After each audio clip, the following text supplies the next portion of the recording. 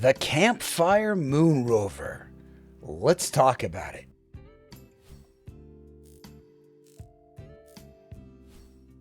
This IEM was sent to me by Campfire Audio as a review sample. All thoughts and opinions are my own. This is a single planar IEM that costs almost $1,200. It is made in America, so there's sometimes a little bit more of expense that to be made in different countries. And this is an interesting IEM. It's very beautiful and has a lot of great qualities about it. Let's start by talking about the build quality, and then we'll go from there. Now, the shell is exceptional. It's made of I want to say it's titanium, but it feels really great and smooth in ear. No jagged edges, no issues.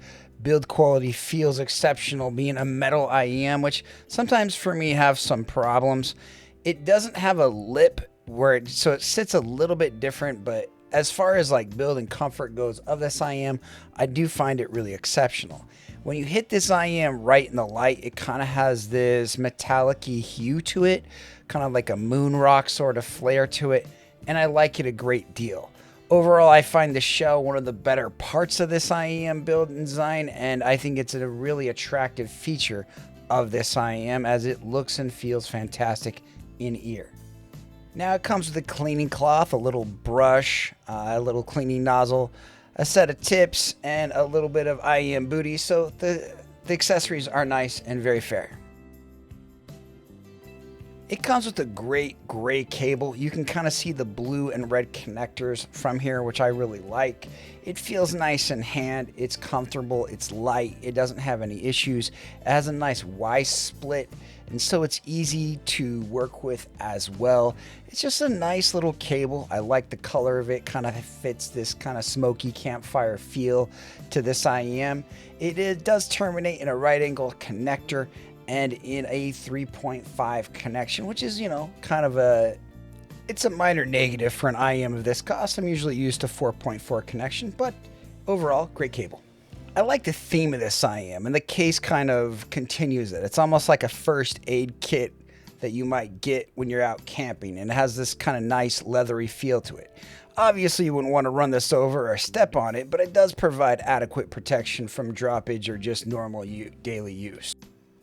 They did include a dongle DAC. This is the Pilot 2, a 4.4 portable amp DAC. I like the attached cable. It does come with a lightning connector. It seems like a good little device to use straight from your phone or some other place.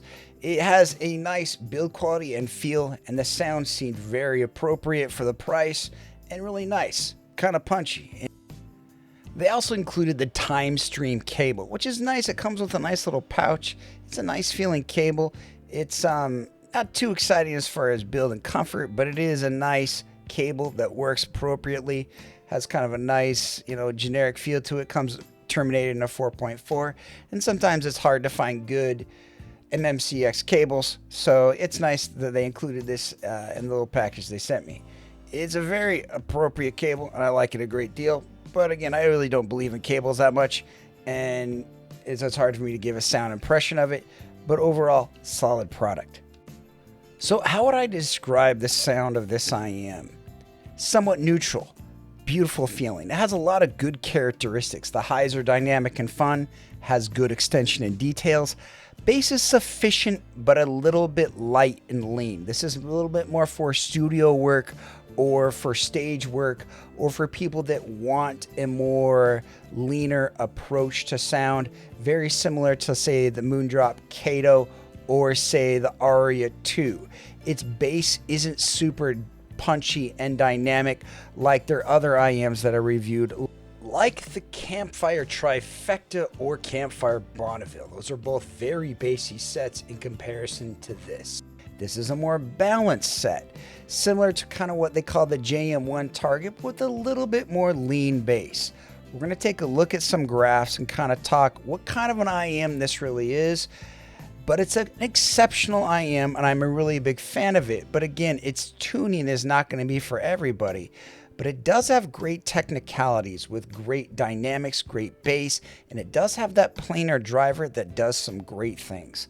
let's get into it. Okay, the Campfire Moon Rover graph. If we look at this, we'll notice a few things. It is a little bit extra of this mid-range area, but it kind of gives it to a more full and rich sound.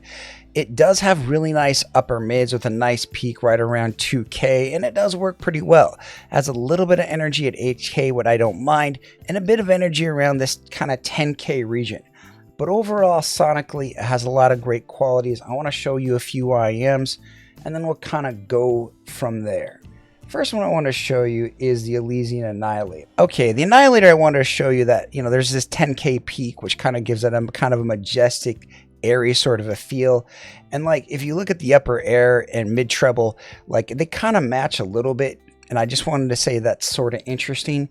And that for me, this 8K peak can sometimes be kind of an airy funness, which I don't really mind. And I think it adds to a great feeling and flow to this IEM. Next one I want to show you, I always like showing the ones from the brand. And this is the trifecta. You'll notice the trifecta here. Let's normalize this at 500. It's a little bit off. But you notice the trifecta has a ton of bass. If you're really after a bassy set, and that's a really important thing for you, the Moon Rover is not really gonna satisfy you, but it doesn't really have bad bass. It's just a little bit lean and a little bit more pulled back. And so it's just a slightly different presentation to sound, but not necessarily bad. And you'll notice like the trifecta has a lot more shape and a lot more characteristics, whereas the Moon Rover is a much more flat, balanced, even kiltered sound. And I think that's something to note. These are completely different tunings, and a lot of times people talk about a house sound. That's not always the case. Now let's look at the Bonneville. Now the Bonneville is an interesting IEM as well. Has a lot of bass, it doesn't have a lot of treble, and there's certain things you can see off the graph up here, but the main thing is that Bonneville has a ton of bass and it doesn't have a lot of treble, and for me that didn't really work. Things came across a little bit odd and strange to me, and vocals didn't have enough presence, and when I tried to raise the volume on it and to get that vocal presence, it didn't really work. The Bonneville is not a bad IEM and it works really well on certain tracks, but like as far as an all-arounder, it doesn't really work very well. It's a little bit more of a specialist to certain special genres, and it wasn't really something that I personally liked or would recommend. The Moon Rover is a little bit different, and it's a lot more general purposed, and I think it's a nice, pleasant overall sound. I wanted to compare this to kind of the more recent IEM of the Kiwi Ears 4. Now the Kiwi Ears 4 is a lot cheaper, but you'll notice some certain things here, like the upper air is a little bit different, obviously, but that's hard to judge in a graph. But they both kind of have this peaky triangular presence region around the mids, which is kind of popular. Like if you look at something like, say, the Hexa, and the Hexa is kind of the one that I don't know, kind of did it for me. It kind of has that region, but it also has it a little bit more even kiltered and drawn off than the Hexa, and I think it does a good job of that. Now, if you're looking for a bassier IEM, I think the Kiwi Ears 4 is a better one, but the Kiwi Ears 4 has some minor problems and doesn't have this cohesive sound that sounds as smooth as I would want it to be at certain songs and certain times. The Campfire Moon Rover is a lot more smoother of a set. Now, granted, these are in different price categories, and so it's hard for me to really say, hey, you should buy the Campfire Moon Rover. But what I'm trying to say is, even comparing this to cheaper sets, it holds up pretty well on the graph, and it does some great things that I wanted to kind of show you guys. All right, the next IEM I wanted to compare this to is the Moondrop Cadence. And you'll notice a lot of similar trends with the Cadence. The Cadence has a little bit more of a smoother presentation in the air, but it's not as fun and dynamic. It has a ton of this presence region, like a ton of this upper treble region with not a lot of bass to kind of balance it out. And so it kind of has this kind of a lean and bright presentation. The Moon Rover comes across to my ear a lot more neutral, a lot more chill, has a little bit more of that special sauce. I like the Moon Rover more. And I think for those people that want to try something with a planar driver that has a fun sound and a little bit more of a lean bass, it gives you a presentation that's something similar to that. And I don't know, I think it's just an interesting comparison to show you. The next one I want to show you is the Afu Cantor. This has a lot better bass and lower mid-range for me. That's kind of one of the problems of the Moon Rover, is that it's lower, its mid-bass, its lower presence region isn't that great.